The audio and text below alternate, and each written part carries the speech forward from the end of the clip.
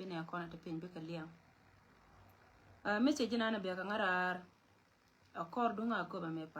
pan eda na roje ne chiere ga dan te ka telephone cha ben ka nga chio dwar chio ngo so kara ro longa lunyrar chio video chio kat akan to karai ante ke message ni very important me changa ni amani je loye jawo ko na na gente ma wojen we ko nyam chet ke me cha larye ne ka kor video ka me panen wo kan chi ke chobre do ran ka ko be kan chi ka pe ka ko ba karwade ta ka plan malat ke kan ya mal magalon dear brother male can you call me later piwo ko yona nga ka leta ka message me ka ngada kada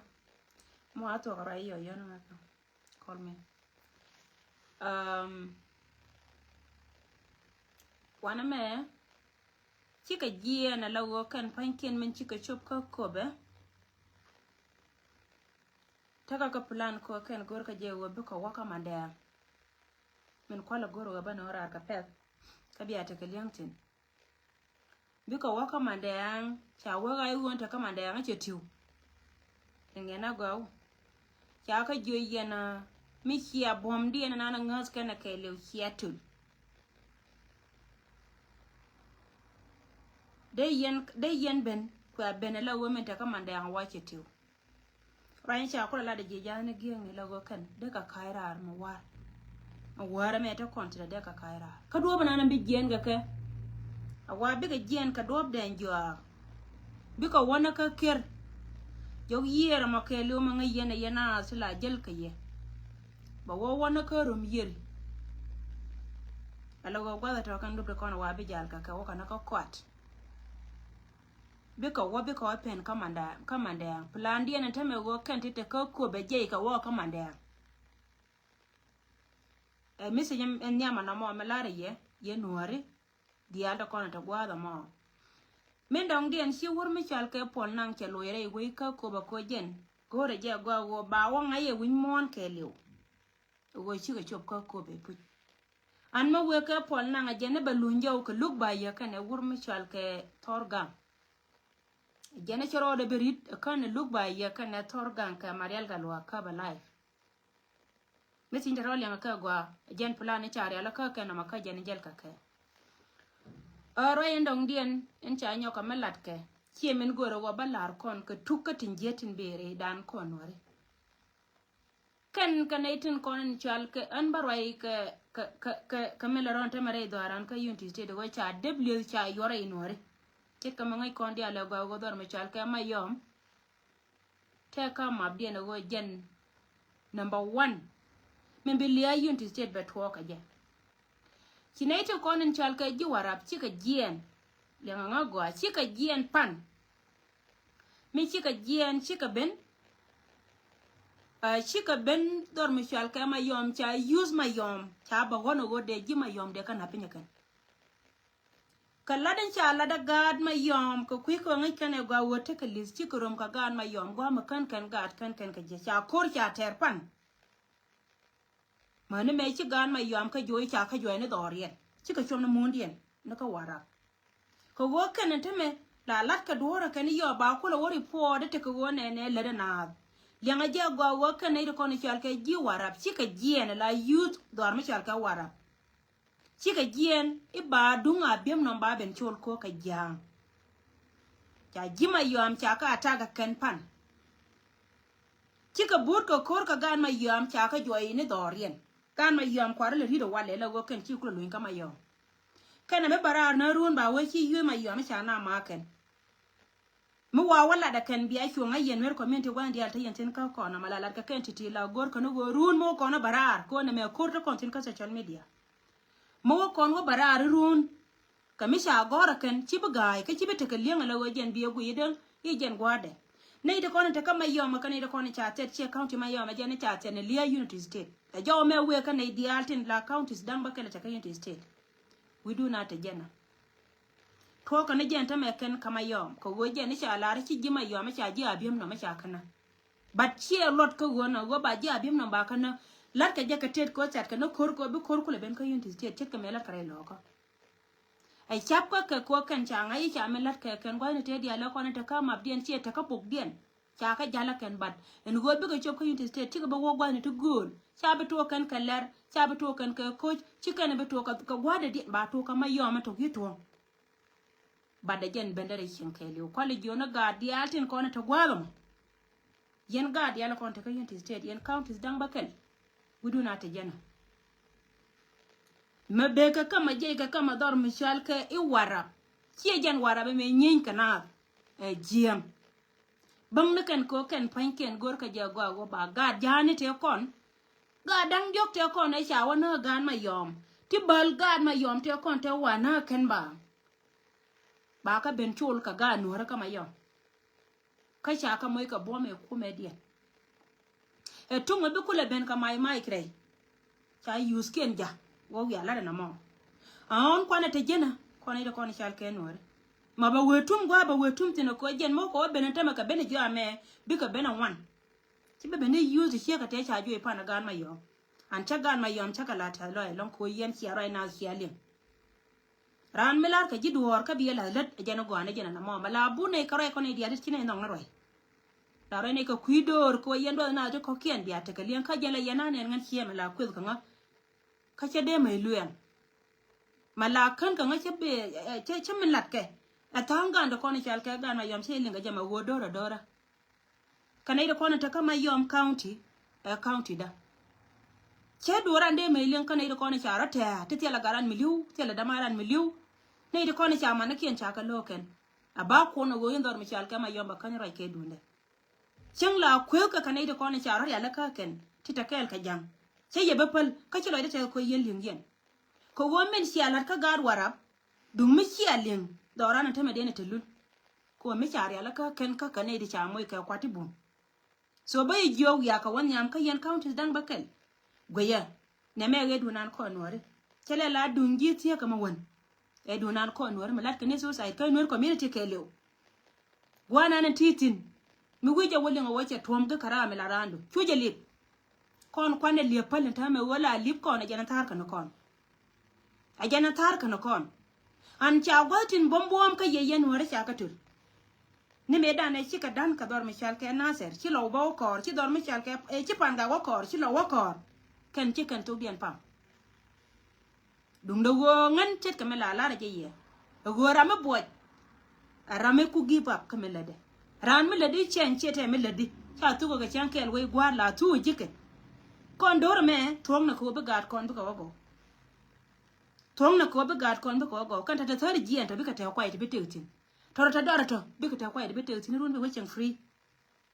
jin chiek makan yin chiek ene wud makan yena to go yena biya ta ka tar shi ba ta ka panom chiek a chi adap ka gad wichara gada mo mani jen be chen ka ro chen wichara alaria gada la le da man kan gwan jen ko le wi ka kon ka gwan do na kon ka isto no nde ante la lat ka go che na jio me da no nde ante ka me de lat ka chu dies kon la ba be je ribe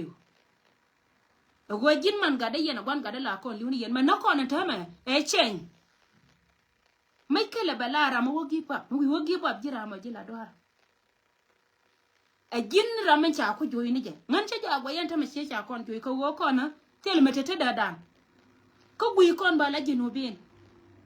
wurmi cha ke doctor yang cha mi che de jo gorma me ba na jinubin na kon na ka kon ka la we cha jinum ne bina ko go kon akon sieka yene de kono nyin kana lar yene ngume tarke log yen kor ni ngwana la bayen ti la bayen bi dependero log yen kor ko wol ngume tarke jinub ka roade ngume la dwer kamme ka miz ka teka tin me ka let ka ron kon ba kon yale jinub na ron kon ko woto loydu jiran teka we loydu teka wo ti ka loy we ngi je wo we yedundu lakin me ci liya me ci ben jira me bi loydu ba ngara gona na titin jen jira me la me jin drup an ngan division 20 ci ko division 20 ci gor karame me bi nga ñoko yotel pon be ko la re yo ñanda wote me ci na ko joyi ba ko tede no ci ne ti wan ci ka block ka nga jen mo ko na block je go team me ci team boy ni me wi ben la wo wi je ci anore ci ka defeat jira mo bi block ko nor ngai je kana defeat